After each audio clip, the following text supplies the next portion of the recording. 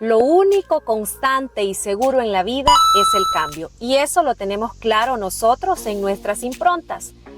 Si nos ponemos a reflexionar, todos en algún momento de la vida hemos enfrentado cosas drásticas o cambios que no teníamos considerados y que nos han hecho ponernos en otra circunstancia para la que probablemente no estamos preparados.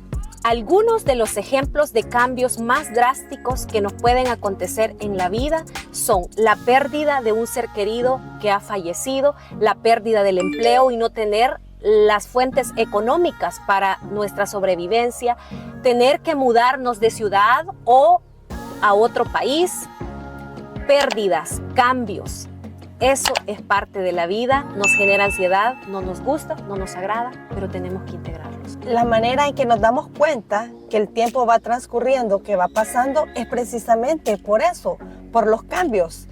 Vemos desde una semilla que tiene que sufrir en la tierra esa presión, estar sin luz y esa explosión que se da por dentro para que comiencen a salir raíces y que luego venga y salga a superficie y se convierta en un árbol.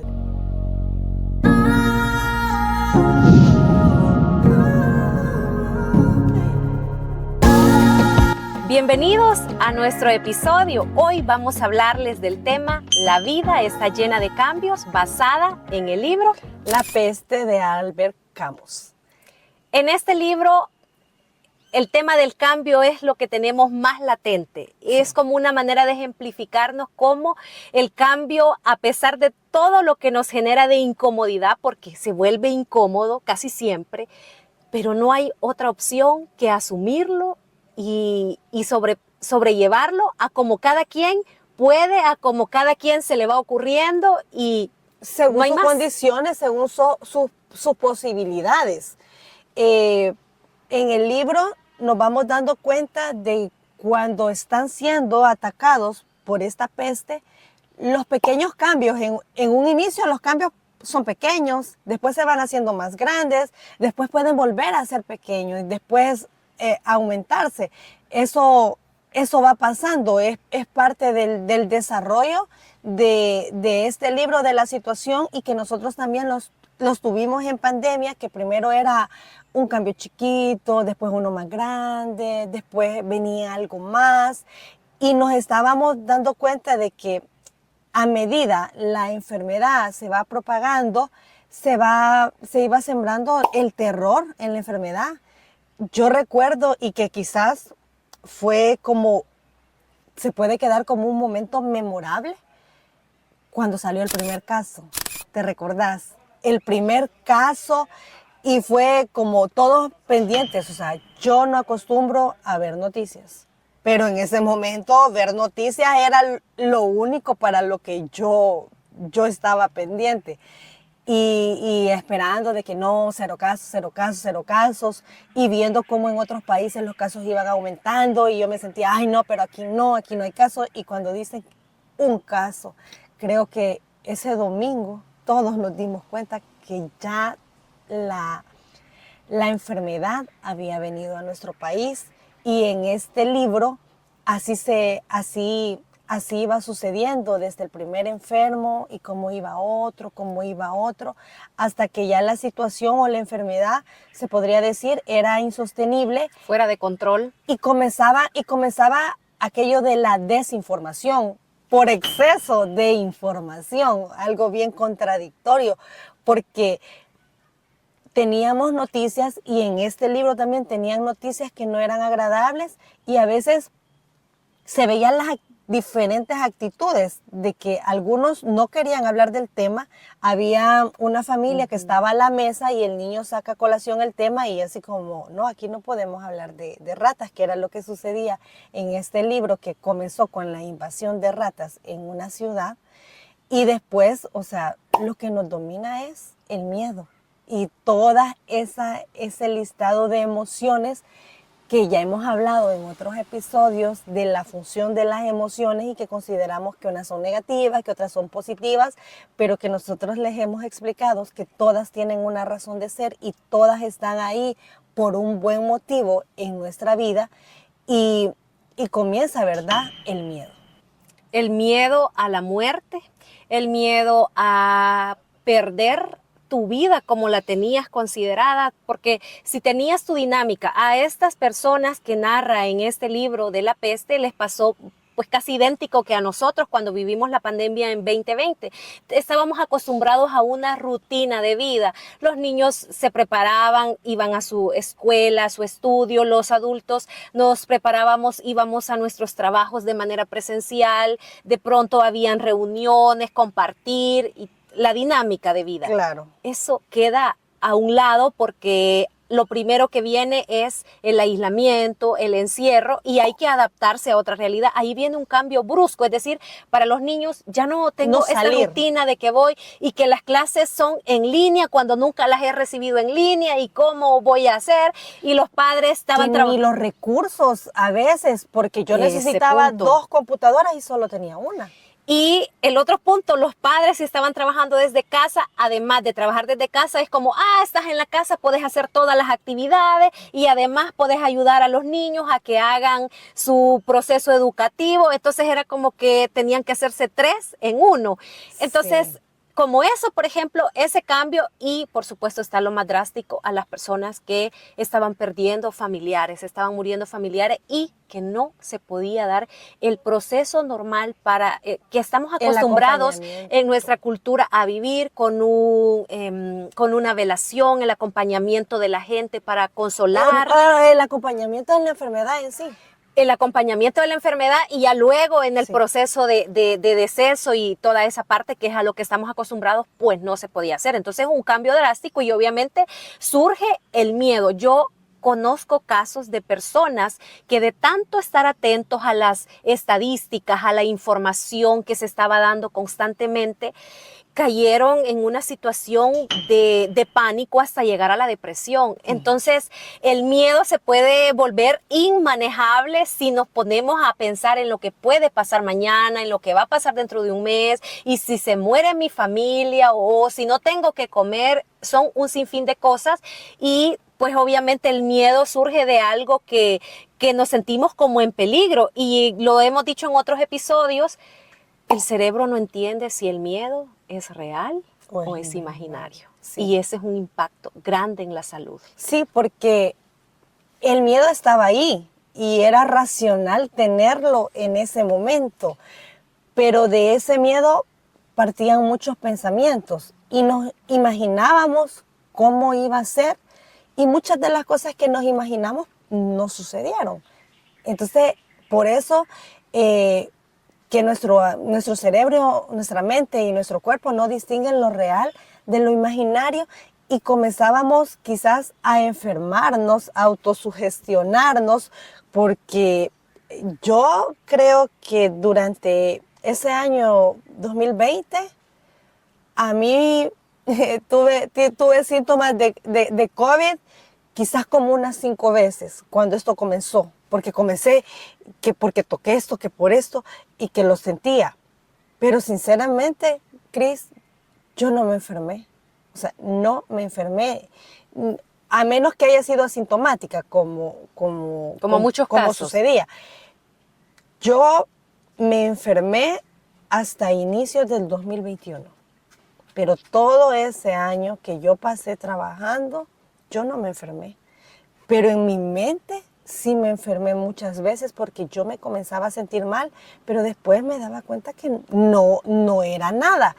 El miedo estaba ahí presente y del miedo venía y comenzabas a derivar otras emociones. Entonces, ante la impotencia de la enfermedad y de saber que no había nada en nuestras manos para poder detenerla, se venía la frustración de no poder hacer más o no poder hacer precisamente lo que nosotros queríamos hacer porque se nos había quitado, se nos había prohibido hacer aquello que le generaba bienestar al ser humano, que es la vinculación, de que no te podía tocar. Hay algo que sí yo extraño en ese punto, fíjate, que a mí no me gusta dar la mano. No me gusta eso de mucho gusto. Esa formalidad a mí no me gusta. A mí me gusta acercarme y dar un abrazo, dar un beso en la mejilla. O me gustó mucho esto del puñito. Y para mí eso era lo máximo. Pero cada vez que me presentan a alguien y yo digo, sí, mucho gusto, ¿Te sentís rara? me siento rara, no me gusta. Y creo que hasta en ese momento me di cuenta que era algo que a mí no me gustaba hacer y ahora lo extraño. Ahora quisiera Aunque sea eso. que nos hubiera quedado esa costumbre. Sí, y el tema de la frustración es tan complejo porque nos lleva a desencadenar otras emociones. Sí. Y una de las más comunes es el tema de la ira. Escuchaba o leía por ahí que dice que es más fácil sentir ira que sentir tristeza, porque no sé si es más fácil manejarla, no sé qué pasa, pero el punto es que la ira es una de las cosas más comunes, como se refleja esa frustración que tenemos, pero además de la ira, la ansiedad. Y antes, yo no sé, obviamente tú por tu profesión tenías muy en tu contexto estas temáticas, pero para mí no eran tan comunes el tema de la ansiedad, de qué sintomatologías físicas sentir cuando tenés un problema de ansiedad. Y es algo que como que se destapó la olla y salió todo el tema de ansiedad. Tantas personas que tal vez teníamos ansiedad, pero que no sabíamos que era una manifestación de ansiedad, y obviamente se maxificó porque ya no era algo sencillo de que solo estoy tronándome los dedos o moviendo el pie constantemente donde estoy sentada, sino que ya podían escalar las sintomatologías por la misma frustración, preocupación, enojo que había ante la situación y la desesperación de no saber cuándo iba a terminar, porque podía ser fácil para alguien que estaba trabajando desde casa, pero que sostenía su trabajo y tenía sus ingresos, a alguien que si no salía a comercializar algo, no tenía ingresos para sostenerse y alimentar a su familia, pagar su recibo. O sea, eran cosas que podían llevar a la gente a algo completamente fuera de lugar en su manera de sentirse, con su impotencia, de no poder cambiar las cosas. Sí, y recordar también, Cris,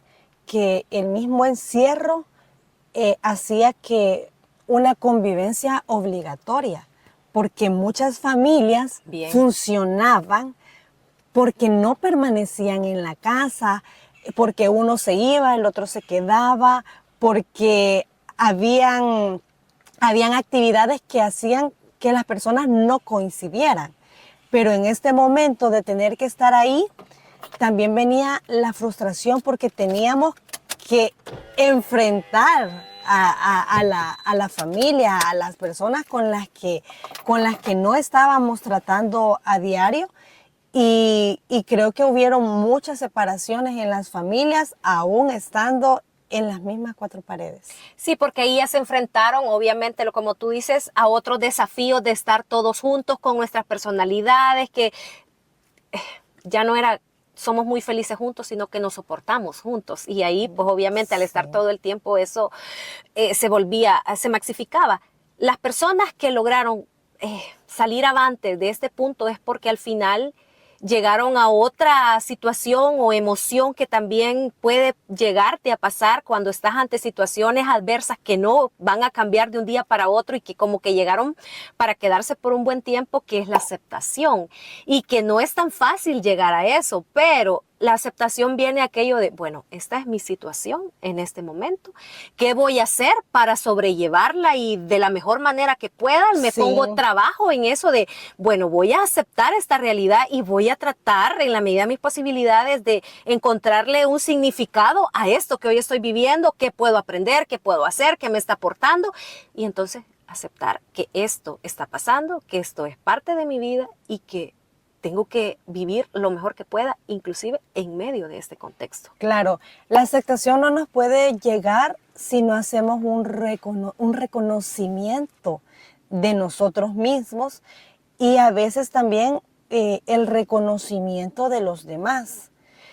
Yo reconozco que no me siento bien por lo que está sucediendo, que he llegado a darme cuenta que tengo una agitación en el pecho, que mis palpitaciones han aumentado, que tengo sudoración, o sea, síntomas asociados a la ansiedad, o sea, yo voy reconociendo, entonces ya sé qué es lo que me está pasando.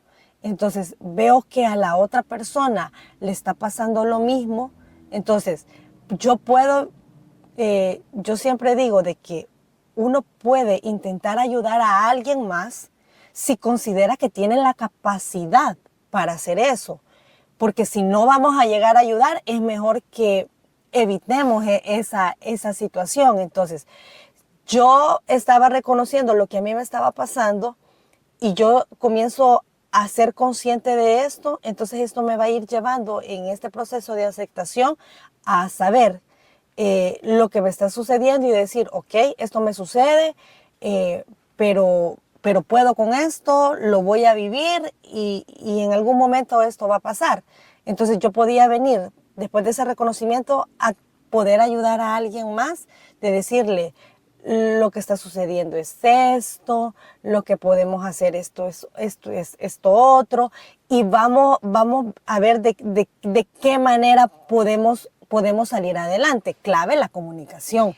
Y eso lo vemos en el libro de La Peste. Hay personajes que en un primer momento estaban como que no sabían si podían aportar algo, si podían integrarse, porque no eran médicos, por supuesto, Sí. pero luego pues llega la aceptación de que, bueno, no hay que hacer, y me encantó el caso de uno que estaba constantemente viendo cómo podía salirse, como digamos, como emigrar a otra ciudad, porque como estaba prohibido salir de la ciudad, y él pasa viendo a ver si de contrabando lo podían sacar y todo eso, porque él tenía a su amante en otra ciudad, ¿verdad? Sí. Su amada en otra ciudad, pero al final esta persona se termina involucrando en tareas de ayudar, de colaborar, de ser apoyo para el médico que estaba, como por así decir, dirigiendo todo el proceso de ayudar a los enfermos y a los pacientes, y él ya se pasa a formar parte de este equipo. Entonces aceptó. Se resignó de alguna manera, o sea, está esa otra emoción, la resignación. Pero que es diferente a la aceptación. Pero le podemos sacar provecho, o sea, siempre le podemos sacar provecho. Sí, porque al final, según leí, el tema de la resignación es que, bueno, ni modo, ¿vea? En contra tuya no le encontrás modo, no le encontrás forma, no, bueno, ni modo. Entonces no es lo mismo que aceptar que vos decís, bueno, tengo que encontrar. Que vos tenés la determinación. Exacto, y en la resignación es como no hay más que hacer, te sentís derrotado, te sentís que, bueno, ni modo, ya no se puede, entonces vas aquí a lo que me dé, ¿verdad? Pero si nos hablamos espiritualmente de la resignación, sí, tiene un concepto diferente. Tiene un concepto diferente porque te das cuenta de que es algo más grande que tú misma. O sea, es algo más grande y que todo forma parte de un propósito. Y o sea, con la resignación yo me puedo llenar de paz. O sea, yo puedo lograr ese cometido, y como en el caso de este muchacho, sacar el mejor provecho. Estaba viendo el documental, no sé si ustedes lo han visto, si tú lo has visto, Chris, del 9/11, de History Channel. En uno de los episodios comenta un paramédico de que él estaba pasando por una etapa difícil de su vida y estaba en alcoholismo y alejado de su familia, había perdido a sus amistades, había perdido a su familia, pero ese día le llama a su hermana y su hermana le dice en el ¿cómo se llama? En el correo de voz que queda el mensaje de su hermana y le dice, hola, quiero saber si estás bien, imagino que estás ayudando.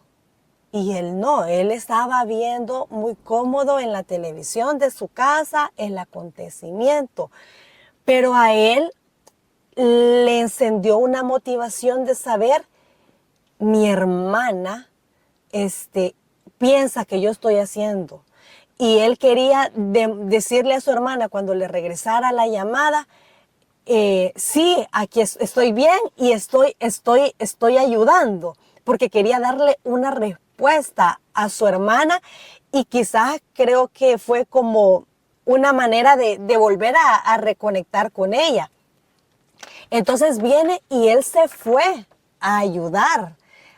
No tanto porque él hubiera sí. tenido la iniciativa, sino por el mensaje de la hermana. Sí, claro, él tenía el conocimiento de paramédico, pero ya tenía un buen tiempo retirado, Que no que había cuando ejercido. él llegó y colocó a unos sobrevivientes de cuando ya las torres se habían derrumbado, que fueron poquísimas personas a las que pudieron rescatar ya del derrumbe, tuvo que poner una sonda. Y él dice, las sondas habían cambiado, o sea, lo logró hacer, lo pudo hacer, pero del entrenamiento de él a como todo, o sea, lo que estamos hablando, la vida está constantemente llena de cambios. Habían cambios ya en la colocación, en la zona de las sondas, en el aparatito en sí, por así decirlo. Y él llega y dijo, bueno, al principio, yo no me voy a acercar allá porque allá hay mucho polvo, allá hay muchos escombros, allá hay fuego, así, ¿verdad?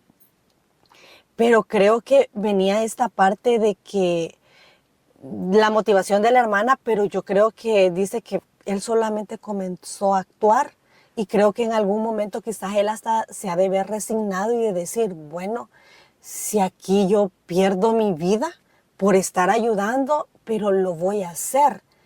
Y como te digo, o sea, llegó a un punto clave, se unió a otro grupo de personas que ahí se demostró que hubieron muchas personas que no tenían que estar ahí ayudando, pero llegaron a ayudarse. Y yo creo que ahí se dio mucho esto de la resignación a saber de que, bueno, o sea, perdí mi vida o voy a perder mi vida, pero lo voy a hacer por ayudar. La vida adquiere su verdadero valor cuando nos enfrentamos a la posibilidad de perderla. La peste, Albert Camus. El caos es una oportunidad para crecer y para aprender. Lo es. Y creo que por eso es importante que encontremos de algún lugar o de algo dentro de nosotros, porque ya lo tenemos, la fuerza y la fortaleza para salir adelante, incluso en medio de esas situaciones tan adversas que son cambios tan bruscos que no nos queda más que, como dicen por allí, si ya estás en el agua, tienes que nadar. Y pues nada más queremos preguntarles a ustedes, ¿cómo viven los cambios en su vida? Desde los más pequeños hasta los más grandes. ¿Se resisten o los enfrentan de una sola vez? ¿Los aceptan? ¿Se resignan? ¿O cómo? Cuéntenos en los comentarios y estamos seguras que este video les ha hecho clic en algo. Así que denle un like y compártanlo con otros y suscríbanse a nuestro canal.